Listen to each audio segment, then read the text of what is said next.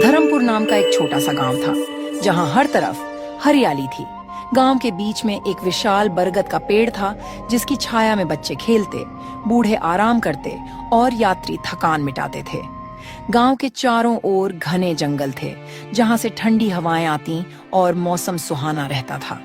लेकिन कुछ समय पहले गांव का लालची प्रधान ने अगल बगल के सारे बड़े बड़े पेड़ को कटवा कर बेच दिया और जंगल कटने से बहुत सारे जीव जंतु मर गए।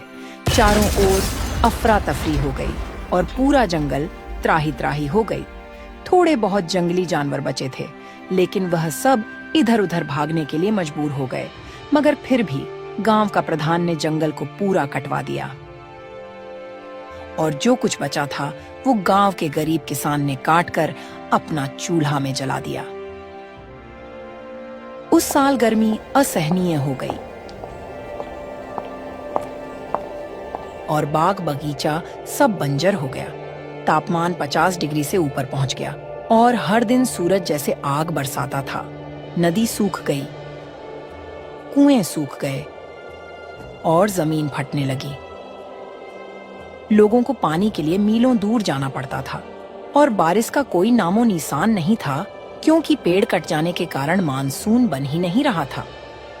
गांव के एक कोने में जोखन नाम का एक गरीब मजदूर अपनी पत्नी राधिका और एक छोटा बेटा रूपेश के साथ एक टूटी फूटी झोपड़ी में रहता था। माँ, बहुत गर्मी लग रही है, यहाँ तो सांस भी नहीं लिया जा रहा है। बेटा मैं क्या करूँ, ये तो भगवान का प्रकोप है। हमारे पास न पंखा है न कूलर, बस भगवान ही हमारी मदद कर सकता है। तभी जोखन बाहर से आया। उसका चेहरा पसीने से लथपथ था। राधिका, मुझे थोड़ा ठंडा पानी दो, बहुत जोर की प्यास लगी है, गला सूख सा गया है। पानी कहाँ से लाऊं जी? गांव के कुआं में भी पानी खत्म हो गया है और तालाब भी सूख चुका है और नल तो 2 महीना पहले से ही बंद पड़ा है। जोखन मायूस होकर बैठ गया। उसकी आंखों में चिंता थी। वह मजदूरी करके अपने परिवार का पेट भरता था, लेकिन गर्मी की वजह से काम भी कम मिल रहा था। इधर गांव के प्रधान भानु प्रताप का बड़ा सा मकान था। उनके आंगन में कूलर और पंखे लगे थे। उसका लड़का जग्गू अपने दोस्त के साथ ठंडी लस्सी पी रहा था। वाह, गर्मी कितनी भी हो हमारे लिए कोई फर्क नहीं पड़ता। ये लस्सी पीकर तो मजा ही आ गया। हाँ जग्गू भाई, तुम सही कह रहे हो। इतनी गर्मी में तो लस्सी पीने का मजा ही कुछ और है। इधर गांव के गरीबों की तरफ कोई ध्यान नहीं देता था। वे पसीने से लथपथ मजदूरी करते थे, लेकिन उनके लिए कोई राहत नहीं थी। तभी गांव का एक गरीब किसान सुक्खू भगवान से प्रार्थना करता है, हे भगवान, कुछ तो रहम करो। हम गरीब पर कब तक? हम गरीब लोग इतनी गर्मी सहन करेंगे? अब तो सभी जगह भी पानी खत्म हो गया है। इस गांव में सबसे बड़ी मुसीबत थी कि इतनी गर्मी में कहीं भी पानी नहीं बचा था। सारे तालाब और कुएं सूख गए थे और पानी के बिना सभी का बुरा हाल था। पूरे गांव भर में इस बात को लेकर चर्चा हो रही थी। अरे रामू बेटा, इतनी गर्मी में तो जीना मुश्किल हो गया है और ऊपर से हमारे गांव में पानी भी नहीं है। हमें दूर दूर से पानी लाना पड़ता है। हाँ काका, तुम ठीक कह रहे हो। हमारे गांव में पानी नहीं है और गर्मियाँ भी खूब तेज पड़ रही हैं। लगता है इस बार गर्मी हम सबकी जान लेकर ही मानेगी। तभी वहाँ से जोखन गुजर रहा था। जोखन उन लोगों की बात सुनकर उनके पास जाता है और उनसे कहने लगता है, देखो काका, हम सबको तो पता ही है कि अभी कितनी गर्मी पड़ रही है और हमारे गांव में पानी भी खत्म हो गया है। हम सभी को दूर दूर से पानी लाना पड़ता है। हम सबको मिलकर इस समस्या का समाधान खोजना चाहिए, नहीं तो हमारे बच्चे अभी बहुत छोटे छोटे हैं। वह इतनी गर्मी सहन नहीं कर पाएंगे, उनकी तो जान ही निकल जाएगी। हाँ जोखन, तुम कह तो ठीक रहे हो, लेकिन पहले ये सोचो कि हम सब इतने गरीब हैं कि हमारे पास 2 टाइम खाने के लिए रोटियां तक भी नहीं है। तो हम इस समस्या का समाधान कैसे करेंगे? गांव के सभी अमीर लोग अपने घर में बैठकर कूलर और पंखे का मजा ले रहे हैं। वे सब तो हमारे बारे में कुछ सोचते भी नहीं हैं। हाँ काका, तुम सही कह रहे हो। हमारे गांव के अमीर लोग हमारे बारे में कुछ सोच ही नहीं रहे हैं। उन्हें क्या परवाह, वे तो आराम से अपने घरों में पंखे और कूलर का मजा ले रहे हैं और हम बेचारे गरीब लोग इतनी गर्मी में भटक रहे हैं। ऊपर से तो कहीं पानी भी नहीं मिल रहा है। इसी तरह कई दिन बीत गया। धर्मपुर की गलियां तप रही थीं। गांव में एक पुराना सा हैंडपंप गांव के बीचों बीच था, परंतु उससे कई दिनों से पानी की एक बूंद भी नहीं निकली, क्योंकि गांव का पानी का लेवल बहुत नीचे चला गया था। कुआं का जलस्तर नीचे चला गया था। इस गांव के लोग त्राही त्राही कर रहे थे तो दूसरी ओर प्रधान भानु प्रताप जैसे कुछ प्रभावशाली लोग अपने निजी साधनों के बल पर अपनी सुविधाएं बरकरार रखे हुए थे। कुछ दिन के बाद सुक्खू का बेटा शहर से पढ़कर छुट्टी में गांव आया। उसका नाम अर्जुन था।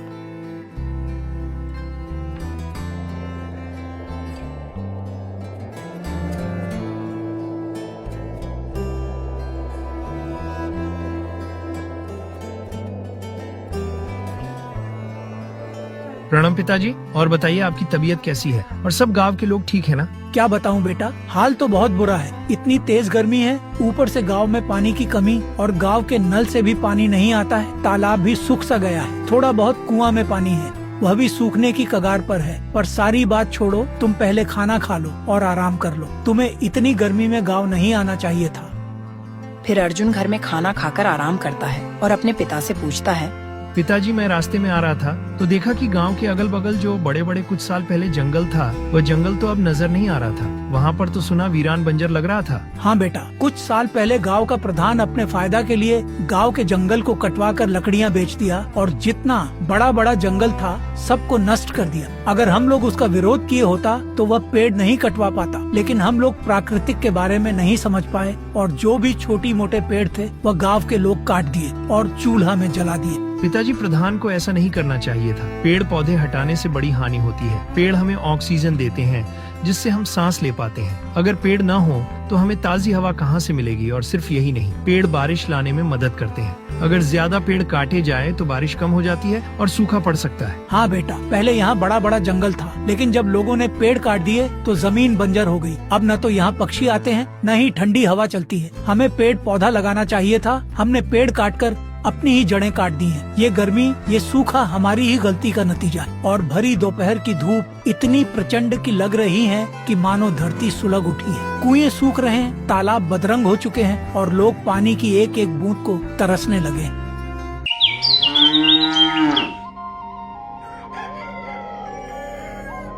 अगले दिन अर्जुन गांव के चौपाल के पास जाता है जहां गांव के बड़े बुजुर्ग गर्मी में बैठते थे।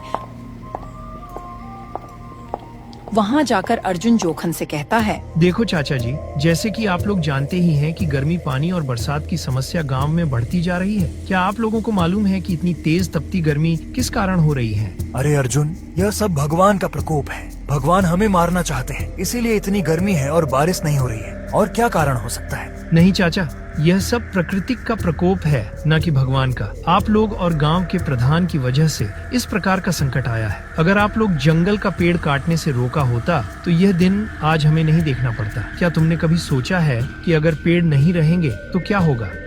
यह बात सुनकर वहाँ के सभी लोग चौंक जाते हैं और आश्चर्य से भोला बोला, अरे अर्जुन, तुम कहना क्या चाहते हो? साफ साफ बोलो, हमें कुछ समझ नहीं आ रहा है। क्या आप लोगों को नहीं लगता है कि पेड़ पौधे काटने से बड़ी हानि होती है? पेड़ हमें ऑक्सीजन देते हैं जिससे हम सांस ले पाते हैं। अगर पेड़ न हो तो हमें ताजी हवा कहाँ से मिलेगी? और सिर्फ यही नहीं, पेड़ बारिश लाने में मदद करते हैं। अगर ज्यादा पेड़ कट जाए तो बारिश कम हो जाती है और सूखा पड़ जाता है। यही गलती आप लोग से हुआ है। कुछ साल पहले गाँव के अगल बगल पेड़ कट गए, इसीलिए सूखा पड़ा है और बारिश नहीं हो रही है। हाँ, मुझे भी ऐसा लग रहा है, क्योंकि जब से पेड़ कटे हैं तब से दिन पर दिन बरसात कम होती जा रही है और गर्मी बढ़ती जा रही है। कुछ लोगों को यह बात अच्छी लगी, लेकिन कुछ लोगों को मजाक लगा कि यह अर्जुन शहर से पढ़ लिख कर गाँव आया है, इसीलिए यह पेड़ पौधे के बारे में बात कर रहा है, क्योंकि शहर में पेड़ पौधे नहीं मिलते हैं।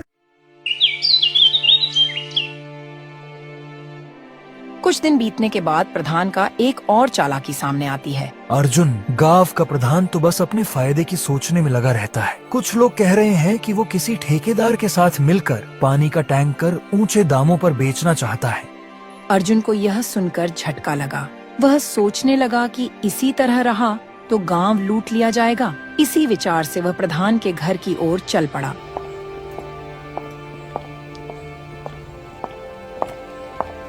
प्रधान जी नमस्ते। मैं ये क्या देख रहा हूँ कि गांव के लोग गर्मी से बेहाल हैं। नहर तालाब सूखे पड़े हैं, कुआं का भी पानी खत्म हो गया है और सरकारी लाभ जो गरीब किसान को मिलना चाहिए आप उन्हें नहीं दे रहे हैं। अरे भाई, मैं कोई जादूगर थोड़ा ना हूँ। सरकार ने अभी तक पानी के टैंकर नहीं भेजे हैं। मैं क्या करूँ? जाओ इंतजार करो। प्रधान जी, आप अपनी ओर से भी कुछ क्यों नहीं करते? नहर तालाबों की सफाई में मजदूर लगा दें, नए नए पेड़ पौधे लगवा दें ताकि ऑक्सीजन मिले, बारिश हो। और मैंने सुना है कि आपने सारा जंगल कटवा दिए, इससे प्राकृतिक को हानि पहुंच रही है। जरा लोगों में जागरूकता फैलाए और गांव में सरकारी हैंडपंप लगवा देते, जिससे गांव वालों को शुद्ध पानी मिल सके। और गांव के अगल बगल खाली जमीन पर पेड़ पौधे लगवा दे, ताकि मानसून हमेशा मेंटेन रहे।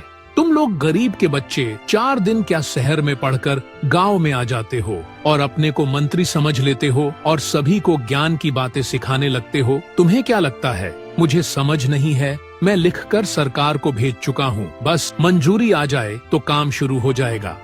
अर्जुन को स्पष्ट दिख रहा था कि प्रधान जी कुछ करने के मूड में नहीं है। वह मायूस होकर वहाँ से लौट आया।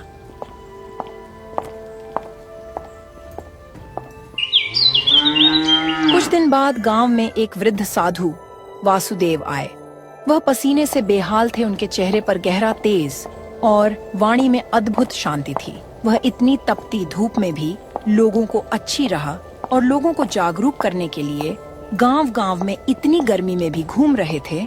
वह सबसे पूछते फिर रहे थे, यहाँ का पानी इतना दूषित क्यों हो गया है? क्या मुझे साफ पानी मिल जाएगा क्या? मुझे बहुत तेज प्यास लगी है, कंठ सूख सा गया है। अर्जुन ने जब साधु को देखा तो बातचीत की और पानी दिया।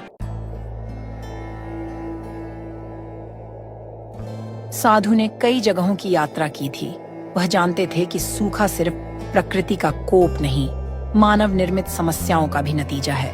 बेटा, मैंने कई जगह देखा जहाँ लोग खुद मिलजुल कर जल स्रोतों की देखभाल करते हैं, पेड़ पौधे लगाते हैं। वहाँ सूखे में भी गुजर बसर हो जाता है। तुम्हें भी आपसी मतभेद भूलकर कुछ बड़े कदम उठाने होंगे। लेकिन बाबा, हमारे गांव का प्रधान कुछ नहीं कर रहा है। बिना प्रशासनिक सहयोग के कैसे हम कोई कदम उठा सकते हैं? बेटा, प्रशासन का सहयोग जरूरी है, पर अगर वह न भी मिले तो खुद का सहयोग बड़ा होता है। एकता और मेहनत से तुम गाँव वाले पेड़ लगा सकते हो। जब तक पेड़ नहीं लगाओगे तब तक तुम्हारा कुछ नहीं हो सकता। अगर पेड़ लगा दोगे तो मानसून बनेगा और बारिश होगी। जब बारिश होगी तब यह तपन भी कम होगा और पानी की कमी भी खत्म हो जाएगी। साधु की यह बात सुनकर अर्जुन की जिज्ञासा और बढ़ी।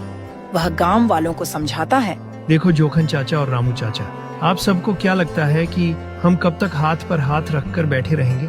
हमारे पास पानी की समस्या बहुत है, बारिश भी नहीं हो रही है। हम सबको मिलकर जितना जंगल कटा हुआ है वहाँ पर बहुत सारा पेड़ लगाना होगा, तभी हमें इस गर्मी से राहत मिलेगी। अरे अर्जुन, तुम्हें क्या लगता है कि सारा बंजर जमीन पर पेड़ लगाना इतना आसान है? इतना सारा पेड़ लगाने में कितनी मेहनत और कितने दिन लगते हैं तुम्हें शायद मालूम नहीं है। फिर पेड़ लगाकर क्या फायदा? पेड़ तो 1 साल बाद बढ़ेगा, तब तक हम गर्मी से मर जाएंगे। अरे नहीं, ऐसी बात नहीं है। अगर हम लोग मिलकर पेड़ लगा दिया तो आने वाली मानसून में थोड़ी बहुत बारिश तो होगी ही। अगर थोड़ा भी बारिश हो जाएगी तो सारा पेड़ हरा भरा हो जाएगा। फिर अगले साल हमारे गांव में इतनी गर्मी नहीं होगी। फिर टाइम टाइम से बारिश होने लगेगी और मौसम ठंडा हो जाएगा। देखो अर्जुन, इतनी लंबी लंबी हाँकने की कोई जरूरत नहीं है। पेड़ लगाने से कुछ नहीं होगा। रामू और गांव वाले अर्जुन की बात को नहीं मानते हैं और अर्जुन की बात को मजाक में लेते हैं। और फिर अर्जुन चुपचाप उदास मन से अपने घर चला जाता है। गर्मी इतना ज्यादा थी कि धूप में ठीक से चला भी नहीं जा रहा था।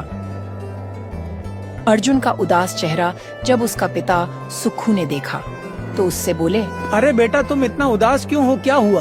अरे पिताजी, क्या बताऊं, इतनी गर्मी पड़ रही है, ऐसा लग रहा है कि जैसे जान ही निकल जाएगी। और तो और मैं गांव के कुछ लोगों को पेड़ लगाने की बात की, लेकिन उन्होंने साफ साफ मना कर दिया। अरे बेटा, तुम्हें तो मालूम ही है कि पेड़ लगाने में कितनी मेहनत और कितना समय लगता है, और इतनी गर्मी में इतनी मेहनत कौन कर पाएगा? हाँ पिताजी, मुझे मालूम है कि पेड़ लगाने में बहुत मेहनत और बहुत ज्यादा समय लगता है, लेकिन क्या करेंगे, हमारे गांव के जितने भी अमीर लोग हैं वह सब तो अपने घर में बैठकर कूलर और पंखे का मजा ले रहे हैं, और हम सब गरीब लोग इतनी गर्मी से लड़ रहे हैं। इधर जोखन गर्मी से परेशान होकर अपने घर के बाहर एक पेड़ के नीचे बैठकर सोच रहा था, हे भगवान, हम गरीब क्या करें? गर्मी ने तो जीना हराम कर दिया है। तभी जोखन के पास भोला आया और जोखन को उदास देखकर बोला, भाई जोखन, तुम इतनी गर्मी में यहाँ क्या कर रहे हो? भाई, मैं यही सोच रहा हूँ कि अगर हमारे गांव के तालाब में भी पानी होता तो शायद हम सबको दूर गांव में पानी भरने के लिए नहीं जाना पड़ता। हाँ भाई जोखन, तुम ठीक कह रहे हो। और तो और हमारे गांव के किसी भी कुएं में पानी नहीं है। देखो भाई, हम सबको कुछ न कुछ करना ही पड़ेगा, नहीं तो हमारे बच्चे गर्मी से मर जाएंगे। इधर अर्जुन पेड़ पौधे की बात से परेशान था कि कैसे वह गांव में पेड़ लगा सके। कोई भी उसका साथ नहीं दे रहा था। क्या हुआ बेटा, तुम इतना निराश क्यों हैं? अरे पिताजी, मुझे यह गांव की समस्या देखा नहीं जा रहा है। गांव में पेड़ की जरूरत है, मगर मेरी बात कोई नहीं मान रहा है। अरे बेटा, मेरी बात मानो तो कब तक हम इस गर्मी से तड़पते रहेंगे? हमें खुद ही पेड़ लगाना चाहिए। जब तक हम पेड़ नहीं लगाएंगे तब तक गाँव वालों को समझ नहीं आएगी। भले ही उसमें मेहनत और समय लगेगा।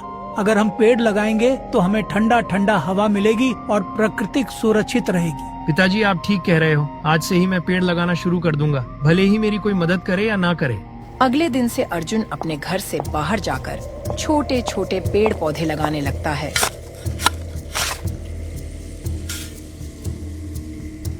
इतनी धूप में भी अर्जुन को पेड़ लगाना पड़ रहा था।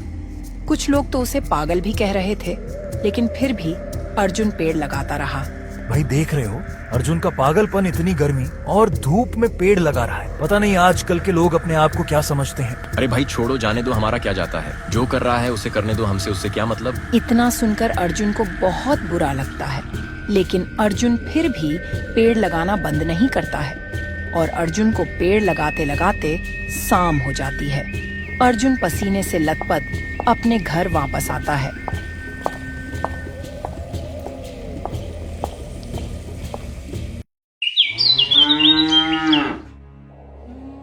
दूसरे दिन गांव के सभी लोग पानी भरने के लिए प्रधान भानु प्रताप के तालाब पर जाने की सोचते हैं। अरे भाई, पानी भरने नहीं चलोगे क्या? अगर तुम्हें भी पानी भरने चलना है तो चलो। अभी सुबह सुबह ज्यादा धूप नहीं है, नहीं तो दोपहर में बहुत तेज धूप हो जाएगी। हाँ, मुझे भी पानी भरने चलना है। मैं भी चलता हूँ। रुको तुम, मैं अभी घर के अंदर से मटका लेकर आऊँ। उसके बाद गांव के सभी लोग पानी भरने के लिए भानु प्रताप के तालाब में जाते हैं।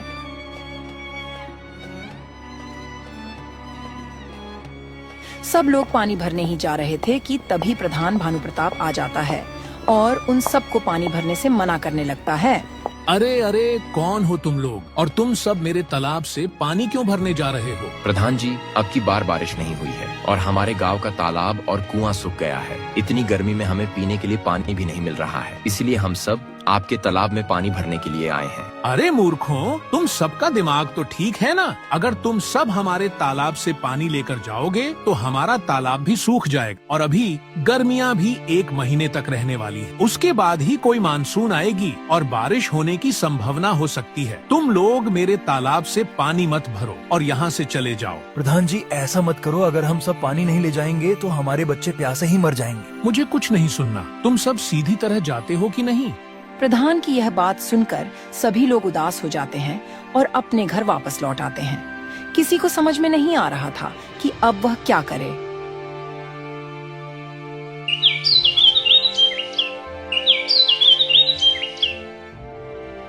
एक दिन अर्जुन अपनी घर से पेड़ लगाने के लिए जा रहा था। तभी उसे रास्ते में प्रधान भानु प्रताप का बेटा जग्गू मिल जाता है। जग्गू जैसे ही अर्जुन को देखा तो वह अर्जुन का मजाक बनाने लगता है। अरे भाई देखो, अर्जुन जा रहा है। मैंने सुना है कि ये अकेले ही गांव में पेड़ पौधे लगा रहा है। इसे ज्यादा प्राकृतिक की चिंता है। हाँ भाई, तुम ठीक कह रहे हो। अकेले ही कब तक ये पेड़ लगाता रहेगा? पेड़ लगाना कोई बच्चों का खेल थोड़ी ना है। जग्गू और उसके दोस्तों की बात सुनकर अर्जुन बहुत ही उदास हो जाता है। फिर भी सबकी बात भुलाकर अपने काम में लग जाता है।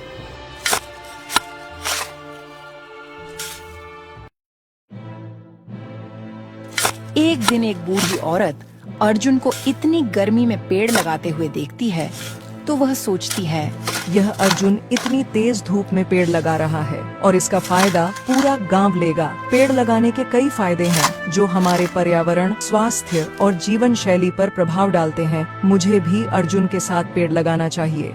फिर वह बुढ़िया भी अर्जुन के साथ पेड़ लगाने लगती है। फिर जब रामू और हरिया अर्जुन के साथ बुढ़िया को पेड़ लगाते देखते हैं तो बोलते हैं, अरे भाई रामू, जब एक बूढ़ी औरत पेड़ लगा सकती है तो हम सब क्यों नहीं पेड़ लगा सकते? आखिर हमारे ही भलाई के लिए तो ये लोग मेहनत कर रहे हैं। चलो चलो, हम सब भी अर्जुन की मदद करते हैं। उसके बाद हरिया और रामू अर्जुन की मदद करने लगते हैं। ऐसे करते करते गांव के काफी सारे लोग पेड़ लगाने लगते हैं।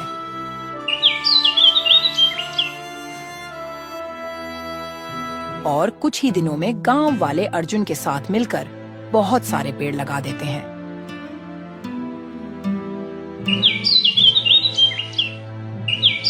कुछ दिन के बाद मानसून आया और बारिश होने लगी और सारा कुआं और तालाब पानी से भर गया। गांव के सभी लोग बहुत खुश हो जाते हैं। अर्जुन, तुम बहुत ही मेहनती हो। तुम्हारा बहुत बहुत धन्यवाद। तुम्हारी वजह से ही आज हमारे गांव में बरसात हुई है और पूरा पर्यावरण शुद्ध हो पाया है। नहीं तो हम अमीरों को भी अब परेशानी होने लगी थी, क्योंकि इतनी तेज गर्मी ने तो कूलर पंखा को भी फेल कर दिया था। अब से मैं सभी गांव वालों को हमेशा प्रेरित करता रहूंगा कि जहां भी जगह खाली हो वहां पर पेड़ लगाए और कच्चा पेड़ को कोई न काटे। मुझसे जो गलती हुई उसके लिए मैं प्राकृतिक से क्षमा चाहता हूँ। धर्मपुर गांव के लोग ने सीखा कि पानी की एक एक बूंद अनमोल है और पानी को कभी भी व्यर्थ नहीं बहाना चाहिए। और गर्मी की भयानक मार से बचना हो तो हमें पेड़ पौधे लगाने चाहिए। हमें कच्चे पेड़ को कभी नहीं काटना चाहिए। पेड़ पौधे की देखभाल हमेशा करना चाहिए। इस सारी कहानी का मतलब यही है कि जब तक हम आपसी मतभेद भूलकर एक न होंगे, प्रकृति की सबसे छोटी चेतावनी भी हमारे लिए बड़ा कहर बनकर टूट सकती है। पेड़ लगाना न केवल पर्यावरण के लिए लाभकारी है, बल्कि यह हमारी सेहत, आर्थिक स्थिति और संपूर्ण जीवन शैली को बेहतर बनाता है। इसलिए हमें अधिक से अधिक पेड़ लगाने चाहिए और दूसरों को भी इसके लिए प्रेरित करना चाहिए। अगर यह कहानी आपको अच्छी लगी हो तो लाइक। दुर्गापुर नाम का एक छोटा सा गांव था। उसी गांव के किनारे कुछ पुरानी झोपड़ियां थीं, जहां गांव के सबसे गरीब लोग रहते थे। उसी में एक झोपड़ी में लखनुआ रहता था। उसका चेहरा अपने नाम के विपरीत जीवन की कठोर सच्चाइयों से थका हुआ था। उम्र 30 से ऊपर हो चली थी, पर गरीबी ने उसे समय से पहले ही बूढ़ा सा बना दिया था। लखनुआ की पत्नी का नाम गंगा था। वह एक सीधी साधी गृहिणी थी। वह दिन भर दूसरों के खेतों पर काम करती थी, मगर इतनी कमाई नहीं होती थी कि वह सुकून से भरपेट खाना खा सके।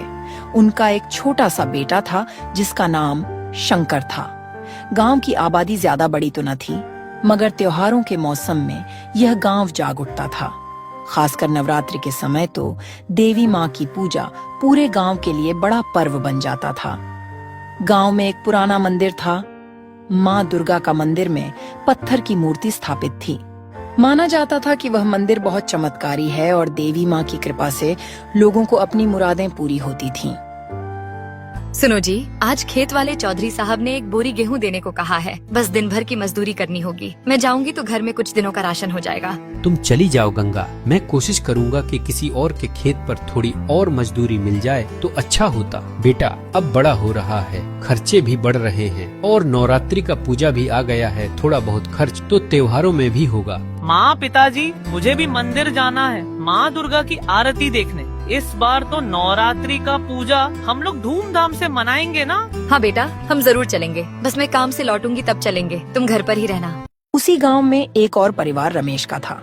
रमेश गांव का एक ऐसा व्यक्ति था जिसके पास थोड़ी बहुत जमीन तो थी, पर उसकी लालच खत्म होने का नाम न लेती थी। वह हर बात में अपना स्वार्थ देखता था और दूसरों की भलाई पर उसे विश्वास ही न था। वह खुद को नास्तिक कहता। देवी देवता की पूजा में उसकी कोई आस्था नहीं थी। गांव के लोगों को उसकी बातें पसंद नहीं आती थीं, परंतु वह समाज में किसी तरह रुतबा बनाने की कोशिश में लगा रहता था। गांव के ठीक बीचों बीच एक पुराना बरगद का पेड़ था। उसी के नीचे चौपाल लगती थी। आज सवेरे से ही हरिराम बाबू ने ऐलान करवा दी थी कि शाम को सभी ग्रामीण इकट्ठे हों। लखनुआ, गंगा जैसे गरीब लोग भी अपने अपने काम निपटाकर वहां पहुंचे। कुछ किसान, कुछ महिलाएं और बच्चे पेड़ के आसपास टहलने लगे थे। वहीं रमेश भी अपने साफ सुथरे कपड़े पहनकर आया था। वह हमेशा दिखावे में रहता था कि वह धनवान है और उसे लोगों की परवाह नहीं, पर वह जानता था कि गांव की किसी भी बड़ी चर्चा में शामिल होने से उसकी छवि बनी रहेगी। प्रधान हरिराम बाबू ने चबूतरे कर बोलना शुरू किया।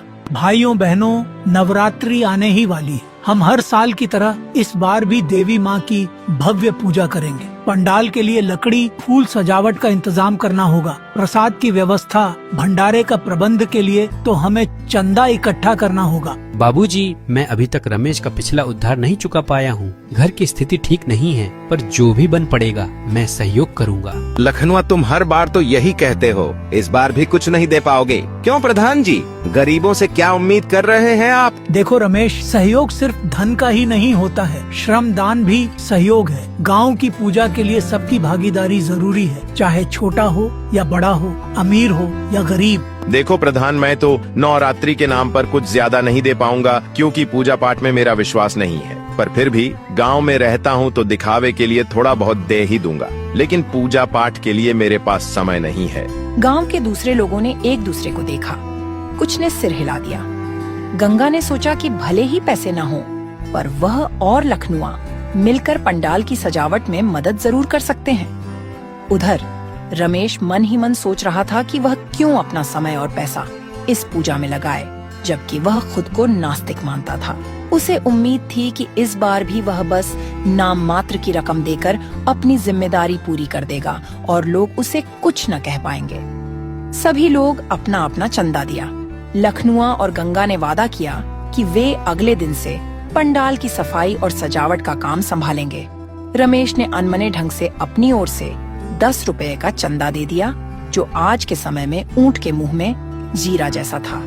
फिर भी प्रधान हरिराम बाबू ने कोई विरोध नहीं किया, क्योंकि उनकी सोच थी कि जो भी कुछ दे रहा है अच्छा ही है।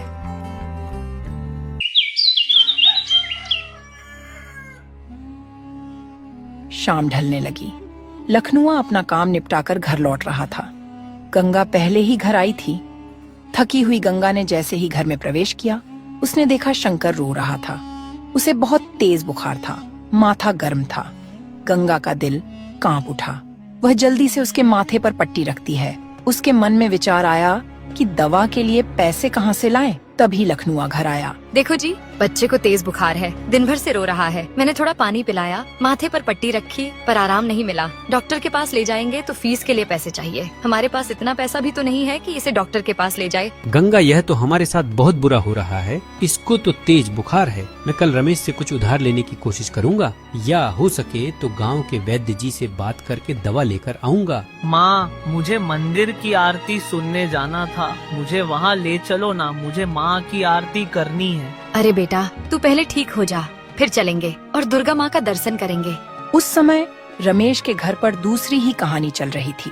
उसके घर में उसकी पत्नी राधिका थोड़ा बहुत भक्तिभाव रखती थी, लेकिन रमेश ने उसे भी प्रभावित कर रखा था कि पूजा पाठ से कुछ नहीं होता, सब ढोंग ढकौसला है, सब अंधविश्वास है। देखो जी, शादी के पहले मैं माँ दुर्गा की आरती में जाती थी, पर तुम्हारे कहने पर सब छोड़ दिया। कभी कभी लगता है कि कुछ गलत कर रही हूँ। अरे तुम क्यों चिंता करती हो? मेहनत और दिमाग से इंसान सफल होता है, किसी मूर्ति से नहीं। पूजा में पैसे देकर बस पंडितों की जेब भरते हैं लोग। पूजा पाठ से कुछ नहीं होता है। फिर भी गांव का उत्सव है, सभी लोग मिलकर पूजा मनाते हैं। माँ दुर्गा का पूजा हमें भी करना चाहिए। इतना नास्तिक बनना अच्छा नहीं है। हमें कुछ ज्यादा चंदा देना चाहिए और गांव वालों का साथ देना चाहिए। तुम साथ देने की बात कर रही हो? मैं चंदा में 10 रुपए दे दिया ना, बस मेरे पास इससे ज्यादा देने को फिजूल पैसे नहीं है।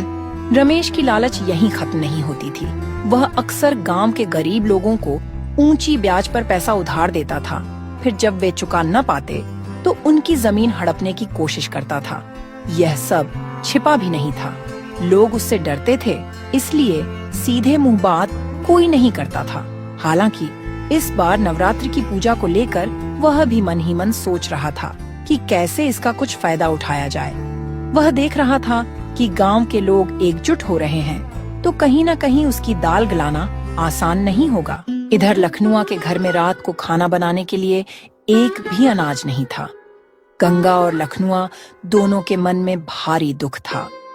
त्योहार का समय आ गया, पर घर में इतने भी पैसे नहीं कि ढंग से पूजा पाठ कर सके और शंकर के लिए दवा ले सके। अगर इस तरह चलता रहा तो हमारी परेशानी और बढ़ जाएगी।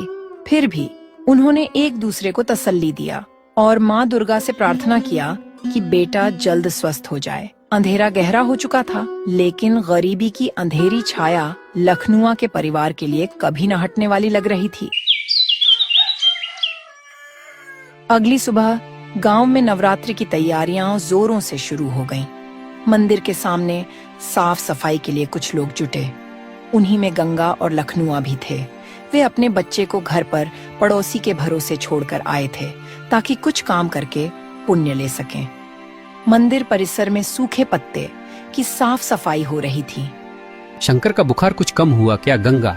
हाँ, पड़ोसन ने जड़ी बूटी की कोई पुरानी दवा दी है। कल से थोड़ा आराम है। उम्मीद है कि जल्दी ठीक हो जाएगा। अगर पैसे होता तो डॉक्टर के पास ले जाता, पर कल रमेश ने भी उधार देने से मना कर दिया। उनका कहना है कि पहले पुराना कर्ज चुकाना होगा। कोई बात नहीं जी, माँ दुर्गा की कृपा होगी तो सब ठीक हो जाएगा। वहीं पर रमेश भी आया, मगर वह साफ सफाई करने के बजाय खड़ा होकर सिर्फ देख रहा था।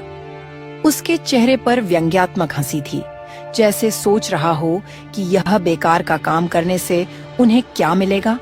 तभी प्रधान हरिराम बाबू आए और उन्होंने रमेश से बोला, रमेश बेटा, थोड़ा बहुत हाथ बटा दो, साफ सफाई में मदद कर दो। माँ दुर्गा का आशीर्वाद तुम्हें लगेगा। बाबूजी, मुझे माफ कीजिए, मैं पूजा पाठ में रुचि नहीं रखता। बस देखने चला आया कि कैसी तैयारी हो रही है। अरे बेटा, इसी बहाने गांव की साफ सफाई भी हो जाती है। 2 मिनट झाड़ू लगा लोगे तो क्या घट जाएगा। मैंने अपने हिस्से का चंदा दे दिया है, बस उसी से किसी मजदूर को रख लीजिएगा। अरे बेटा, तुम कैसी बातें कर रहे हो? मुझे तो कहना नहीं चाहिए, पर तुमने जो चंदा दिए हो उसकी एक दुर्गा माँ के लिए फूलों का माला भी नहीं आएगी और तुम मजदूर की बात कर रहे हो। बाबूजी, मैं आपकी इज्जत करता हूँ, इसीलिए मैं आपको कुछ नहीं बोल रहा हूँ। नहीं तो ऐसी बात पे तो मैं आपको सबक सिखा देता। मेरा पैसा है, मैं जितना देना चाहता उतना ही दूंगा। तुम्हारी दुर्गा माँ मेरे घर का खर्चा नहीं चलाएंगी। इस जवाब को सुनकर कई लोगों के मन में गुस्सा आया, पर कोई कुछ बोल नहीं सका। सबको पता था कि रमेश से उलझना मतलब अपने लिए मुसीबत मोड़ लेना है। रमेश फिर वहाँ से निकल गया। गंगा को रमेश का इस तरह का व्यवहार पसंद नहीं आया, फिर भी वह कोई टिप्पणी नहीं कर सकती थी। वह बस मन में माँ दुर्गा से प्रार्थना करने लगी कि सब कुछ ठीक ठाक संपन्न हो जाए। फिर अगले दिन नवरात्रि का पहला दिन था। रमेश आरती के दौरान मंदिर की दहलीज के बाहर खड़ा था, लेकिन आरती में शामिल नहीं हुआ। उसे अपने नास्तिक होने का बड़ा गर्व था और गांव वालों के सामने वह खुले तौर पर देवी देवता का अपमान भी करता था। देखो, रमेश जी भी आए हैं। आश्चर्य है, इन्हें तो ईश्वर पर भरोसा नहीं है, फिर भी वह यहाँ आए हैं। यह सब बात रमेश सुन रहा था। वह उनके पास आकर बोला, मैं सब सुन रहा हूँ, पर मुझे फर्क नहीं पड़ता। मैं तो बस देखने चला आया था कि कितने लोग इस पूजा में इकट्ठे होते हैं। भैया, माँ की कृपा से सब चलता है। आप भी थोड़ा सा मन से जुड़कर देखिए, शायद कोई चमत्कार महसूस हो। मैं ऐसी बातों पर यकीन नहीं करता। चमत्कार इंसान अपने हाथों से करता है। ये सब चमत्कारी बातें तुम जैसे गरीब लोग ही कर सकते हैं। घर में खाने के लिए मोहताज हो और पूजा पाठ के चक्कर में पढ़े रहते हो, इसीलिए तुम सब गरीब हो। यह बात सुनकर सभी चुप हो गए, लेकिन रमेश के मन में कटुता भरी हुई थी। उसे लगता था कि ये सब बेकार की बातें हैं। वह नवरात्रि को भी एक सामान्य उत्सव से ज्यादा कुछ नहीं मानता था। अगले दिन गांव में बाजार लगा। यह साप्ताहिक बाजार थी, जहां सब्जियां, अनाज, मसाले, कपड़े बिकने आते थे। रमेश भी उसी बाजार में एक बीज खाद विक्रेता से मिलने गया था। वह अपनी जमीन पर खेती कम करता था, पर किसानों को उधार देकर उनसे मुनाफा कमाने के उपाय ढूंढता रहता था। उसे किसी किसान ने बताया था कि नई किस्म के बीज आ रहे हैं जिनसे फसल दोगुनी हो सकती है। रमेश सोचा कि इन बीजों के जरिए वह छोटे किसानों को उधार देगा और बाद में उनका मुनाफा झटक लेगा। भाई साहब, ये बीज क्या गरीब किसान ले पाएंगे? और ब्याज पर लेना चाहें तो तुम मुझे सीधे दे देना, मैं उन्हें आगे बेच दूंगा। देखिए बाबू, मुझसे तो जो खरीदना चाहेगा मैं उसे बेच दूंगा। आपकी बात समझ रहा हूँ, लेकिन ब्याज का मामला बड़ा पेचीदा होता है। तुम मुझे सारा बीज दे देना और मैं गांव वालों को कर्ज में दे दूंगा, फिर उनसे इस बीज का ब्याज लूंगा। इसी बीच लखनुआ और उसकी पत्नी गंगा उसी रास्ते से गुजर रहे थे। रमेश ने उसे रोक लिया। क्यों रे लखनुआ, देखो एक नई बीज आई है, तुम भी इन बीजों में दिलचस्पी रखो। अच्छा अनाज उगेगा, अगर तुम्हें चाहिए तो मैं तुम्हें उधार पैसा दे सकता हूँ। बड़ी अच्छी फसल होगी, फसल होते ही तुम ब्याज समेत पैसा चुका देना। भैया, मैं पहले से ही कर्ज में डूबा हूँ। नई फसल लगाने के लिए मेरे पास जमीन भी बहुत कम है, ब्याज तो चुका नहीं पाऊंगा, फिर से क्या कर्ज लूं? तुम्हारी जिंदगी कभी नहीं बदलने वाली। न माँ दुर्गा तुम्हारी मदद करेगी, न तुम अपने दम पर कुछ कर पाओगे। यह बात सुनकर लखनुआ का चेहरा निराश हो गया। गरीब होने का ताना वह रोज सुनता था, पर आज रमेश ने उसके विश्वास पर भी चोट कर दी थी कि न माँ दुर्गा तुम्हारी मदद करेगी, न तुम खुद कुछ कर पाओगे। यह उसकी आस्था का अपमान था। भैया, भले ही हमारे पास धन नहीं है, पर माँ दुर्गा की कृपा हमारे ऊपर हमेशा रहती है और मेहनत के बल पर ही हम जी रहे हैं। आस्था से पेट नहीं भरता बहन, मेहनत से ही भर जाए तो ठीक, वरना भक्ति का ढकोसला ही चलता रहेगा। चलो जी, ऐसे लोगों से बहस का कोई फायदा नहीं। यह कहकर दोनों वहाँ से चले जाते हैं। रमेश मन ही मन सोच रहा था कि ये लोग पूजा पाठ के कारण गरीब हैं, फिर भी पूजा पाठ में लगे रहते हैं। उसे लगता था कि उन्हीं की वजह से गांव पिछड़ा हुआ है। दूसरी ओर लखनुआ के मन में दुख भर गया था। गरीबी के कारण वैसे ही जीवन कठिन था, ऊपर से अपमान भी सहना पड़ता था। गंगा ने उसे समझाया, देखो जी, तुम निराश मत हो, माँ दुर्गा सब देख रही हैं। वक्त आएगा तो न्याय भी होगा। इस तरह बाजार से लौटते हुए पति पत्नी दोनों के दिल में टीस उठ रही थी।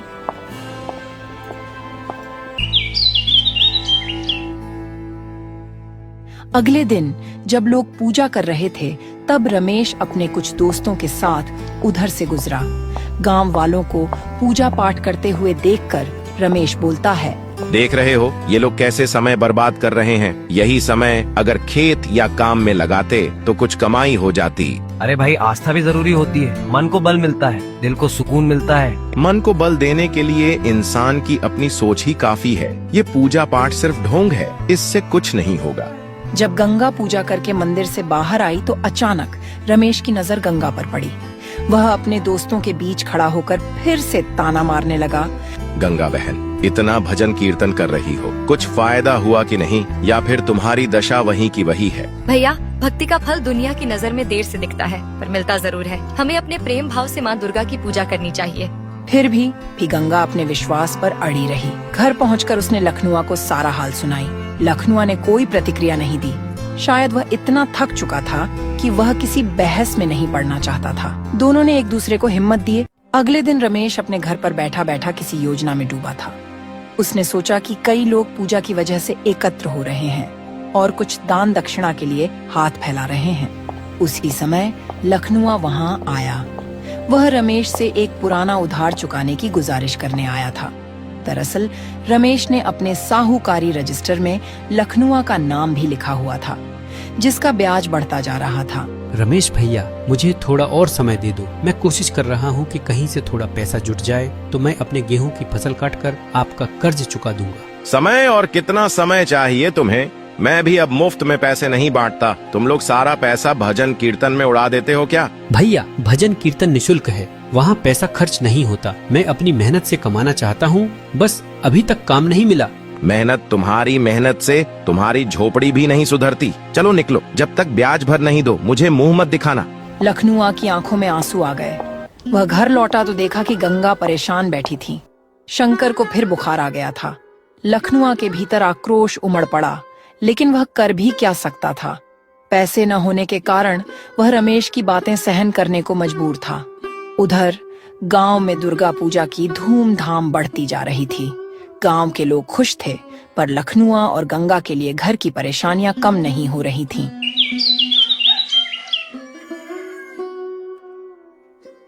नवरात्रि के चौथे दिन की सुबह शंकर की तबीयत और बिगड़ गई। उसका बुखार बहुत तेज हो गया। गांव के वैद्य ने देखे तो बोले, बच्चे को शहर के अस्पताल ले जाना होगा, नहीं तो इसकी तबीयत बिगड़ती जाएगी और कुछ बुरा भी हो सकता है। वैद्य की यह बात सुनकर लखनुआ और गंगा के पैरों तले जमीन खिसक गई। शहर ले जाने का किराया तक उनके पास नहीं था। वैद्य जी ने कुछ दवा दी, पर ज्यादा असर होता न दिख रहा था। हरिराम बाबू को जब यह बात पता चली तो उन्होंने सुझाव दिया कि लखनुआ गांव के किसी धनी आदमी से उधार लेकर अपने बच्चे को शहर ले जाए। लखनुआ को लगा कि एक ही व्यक्ति है जिसके पास वह अंतिम उम्मीद के रूप में जा सकता है। शंकर को आप जल्दी से शहर के अस्पताल लेकर जाओ जी, मैं भी साथ चलूंगी। लेकिन पैसे कहाँ से आएंगे? गंगा, मुझे रमेश से फिर भीख मांगनी पड़ेगी, वही आखिरी रास्ता है। उससे हाथ जोड़कर कर्ज मांगूंगा। क्या और कोई रास्ता नहीं है? वह हर बार हमें अपमानित करके भगा देता है। क्या और कोई चारा नहीं है? लखनुआ अपने पत्नी को समझाता है कि अब कोई रास्ता नहीं है। लखनुआ रमेश के घर की ओर चल दिया। रमेश बाहर बरामदे में बैठा था। लखनुआ को देखते ही उसको क्रोध चढ़ गया। अरे लखनुआ, तू फिर से आ गए? कल ही तो कह दिया था ना कि मेरा सारा ब्याज चुकाओ पहले। रमेश भैया, मेरा बच्चा बहुत बीमार है, शहर के अस्पताल ले जाना पड़ेगा। कुछ पैसे दे दो, मैं किसी तरह चुका दूंगा। अब आप ही हमारी आखिरी उम्मीद हो भैया, जो भी ब्याज लगाओगे मैं मानने के लिए तैयार हूँ। ब्याज से क्या होगा? तुम्हारे पास देने को कुछ बचा भी है? जमीन का टुकड़ा तो कब का गिरवी रख चुका है, अब क्या घर गिरवी रखोगे? लखनुआ के मुंह पर मानो ताला लग गया। वह सोचने लगा कि वे अपना सिर छिपाने की जगह भी गिरवी रख देगा। शंकर के बुखार से तड़पते शरीर को सोचकर लखनुआ फूट फूट कर रोने लगा। रमेश को जरा भी दया न आई। वह बस अपनी शर्तें थोप रहा था कि उसे जमीन के कागज या कोई दूसरा गारंटी चाहिए। भैया, मेरा सब जमीन घर सब ले लो, पर मेरे बच्चे की जान बचा लो। मुझे कुछ पैसे दे दो। ठीक है, मैं तुम्हें 5,000 रुपए देता हूँ, पर याद रखना 2 गुना ब्याज पर चुकाना होगा, और अगर चुकता न कर पाए तो मैं तुम्हारे घर और जमीन की नीलामी करवा दूंगा। रमेश ने 5,000 रुपए गिनकर लखनुआ को थमा दिया। इतने पैसों से शहर का इलाज तो मुश्किल ही था, पर लखनुआ ने टूटे मन से रमेश के आगे सिर झुकाया और वहां से चल दिया। फिर वह तीनों शहर के लिए निकल गए। रास्ते में उन दोनों की आंखों से आंसू बह रहे थे। उन्हें अपमान का पहाड़ झेलना पड़ रहा था, लेकिन बेटे की जान से बढ़कर और कुछ नहीं था। गंगा और लखनुआ अस्पताल पहुंचे और डॉक्टरों ने इलाज शुरू कर दिए। फिर जब रात हुई तो एक दिव्य प्रकाश फैली और उसमें से दुर्गा माँ प्रकट हुई। बच्चों, तूने सच्चे मन से मुझे पुकारा है। तेरी श्रद्धा ने मुझे बाध्य कर दिया है कि मैं तेरे सामने प्रकट हूँ। सच्चे हृदय से की गई भक्ति कभी व्यर्थ नहीं जाती। जो मुझ पर पूर्ण विश्वास रखता है, मैं उसकी हर पीड़ा हर लेती हूँ। स्मरण रहे, श्रद्धा और कर्म की शक्ति से बड़ा कोई धन नहीं। जो सच्चे मन से मुझे पुकारता है, मैं उसकी पुकार अवश्य सुनती हूँ। सुख दुख जीवन के 2 पहलू हैं। जो व्यक्ति सुख में भी ईश्वर का नाम जपे, वही सच्चा भक्त होता है। तुमने हमेशा मेहनत और कठिनाई झेली है। अब से मैं तुम्हें और तुम्हारे बेटे को आशीर्वाद देती हूँ कि इसकी तबीयत बिल्कुल सही हो जाए और तुम लोग खुशी खुशी अपना जीवन बीता सको। इतना कहकर दुर्गा माँ वहाँ से गायब हो जाती है। फिर अगले दिन डॉक्टर ने आश्चर्य से बोला, अरे आपके बच्चे की तबीयत तो बिल्कुल सही हो गई है, आप लोग इसे घर ले जा सकते हैं। डॉक्टर की बात सुनकर दोनों बहुत खुश हुए और डॉक्टर की फीस देकर वहाँ से घर की ओर चल दिए। लखनुआ और गंगा अस्पताल से लौटते हुए उन्होंने देखा कि गांव में माहौल उत्सवपूर्ण था। वह दोनों घर आकर स्नान करके नया कपड़ा पहनकर माता रानी की भक्ति में लीन हो गए। उधर रमेश कुछ काम से शहर जा रहा था कि अचानक एक तेज चलती कार से उसका एक्सीडेंट हो जाता है और बुरी तरह घायल हो जाता है और उसको अस्पताल में एडमिट कराया गया। इलाज में इतना खर्च हो गया कि उसकी सारी जमा पूंजी अस्पताल में ही लग गई और उसकी जान बच गई। कुछ दिन बाद अस्पताल से आया तो सभी से माफी मांगने लगा। अब वह गहरे संकट में था क्योंकि अब वह अपने पैर से नहीं चल सकता था। गंगा और लखनुआ ने एक दूसरे की ओर देखा कि यही रमेश था जो कल तक सबको नीचा समझता था। आज वही किस्मत के थपेड़े खा रहा है। फिर भी गंगा के हृदय में दया उमड़ आई। आस्था का मार्ग दयालुता सिखाती है। मैंने बहुत अपमान किया तुम सबका और देवी माँ का भी। अब समझ में आया कि केवल धन और लालच से सब कुछ नहीं होता। मुझे माफ कर दो। बेटा, माँ के दरबार में देर है, अंधेर नहीं। सच्चे मन से प्रार्थना करोगे तो यह तुम्हारा भी दुख खत्म हो जाएगा। जी बाबूजी, मैंने बहुत देर कर दी, पर अब जीवन में सही रास्ता अपनाने की कोशिश करूँगा। जो हुआ सो हुआ। अब सब मिलकर माँ के आगे प्रार्थना करेंगे कि गाँव में सुख शांति बने रहे। अब रमेश ने भी मंदिर के सामने हाथ जोड़कर प्रार्थना किया। उसके अंदर एक अजीब सी शांति महसूस हुई, जैसे उसका सारा अहंकार अचानक खत्म होने लगा था। वहीं गंगा और लखनुआ के मन में हल्कापन महसूस हुआ। कहीं न कहीं उनकी आस्था को भी यह विश्वास मिला कि भक्ति में शक्ति है और माँ हर किसी का समय आने पर हिसाब बराबर करती है।